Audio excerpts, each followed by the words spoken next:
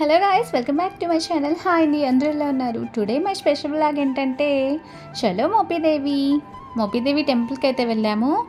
ఆగండి, మోపిదేవి అంటే అమ్మవారు అనుకుంటారు, కాదు, సుబ్రహ్మణ్య స్వామి టెంపుల్.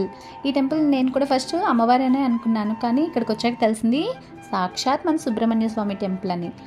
ఇది కృష్ణా జిల్లాలో అయితే ఉందండి. ఇక్కడికి మేము మా ఫ్రెండ్స్ అయితే వచ్చామండి. ఇక్కడికి వచ్చిన తర్వాత తెలిసిన విషయం ఏంటంటే స్వామివారి విశిష్టత ఏంటి అని మేము తెలుసుకున్నాము. అది ఏంటి అంటే పెళ్లి కాని వాళ్ళు కానీ పిల్లలు పుట్టని వాళ్ళు కానీ ఇక్కడికి వచ్చి స్వామివారికి ముడుపులు కట్టుకుంటే మాత్రం కన్ఫామ్గా ఆ మొక్కులు అనేవి స్వామివారు తీరుస్తారంట.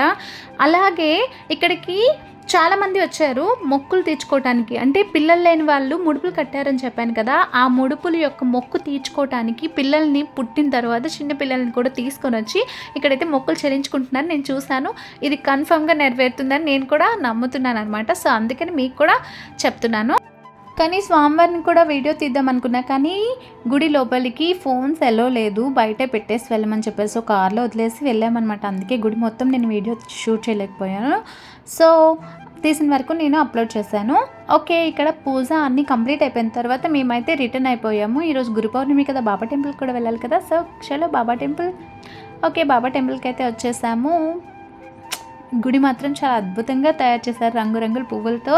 బాబాని కూడా ఎంత బాగా అలంకరించారో చూడండి, చాలా బాగుంది కదా.